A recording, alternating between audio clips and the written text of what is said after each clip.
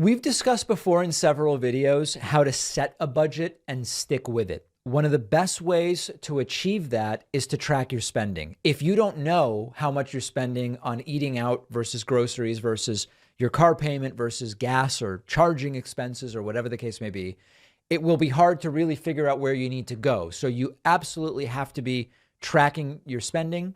One of the most important additional benefits of doing this is it often will make doing your taxes really, really easy. I've been doing this with a spreadsheet for a very long time.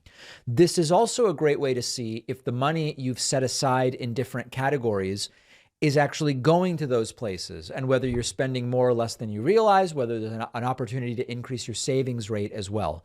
It's now really easy to do this because you can check your bank and credit card statements online rather than to keep receipts and receive stuff in the mail.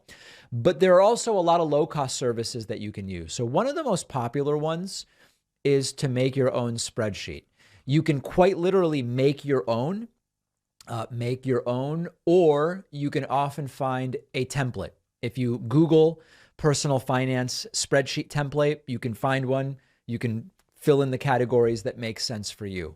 There are also a lot of services now, and these services are sometimes free, sometimes they're low cost. Some of the popular ones, and these are not endorsements for anyone in particular, are Mint.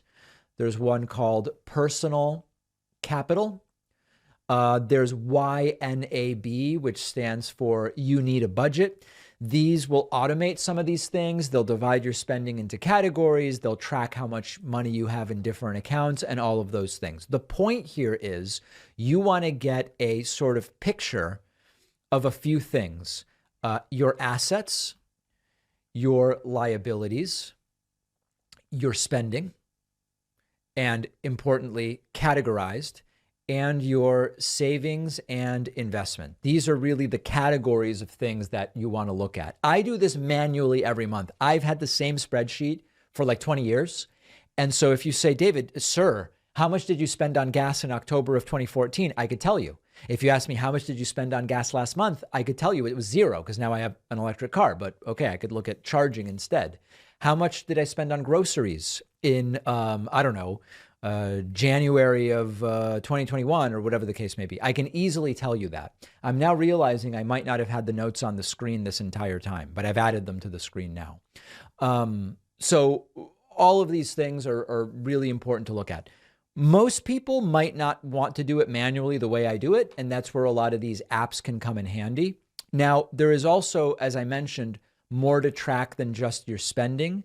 Tracking this other stuff, your investments, debts that you may have, just as important.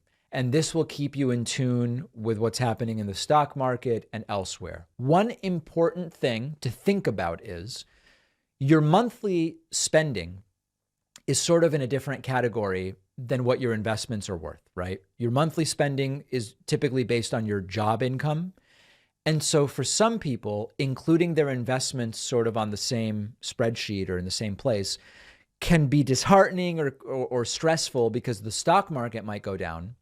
On paper, you're now worth less money, but you might still be spending the same. And that could feel stressful.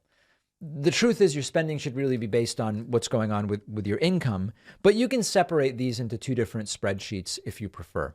For the most part, you don't really need to look at any one account more frequently than once a month.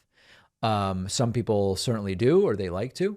You also might track your credit score, and there are services that help you do that for free without hurting your credit.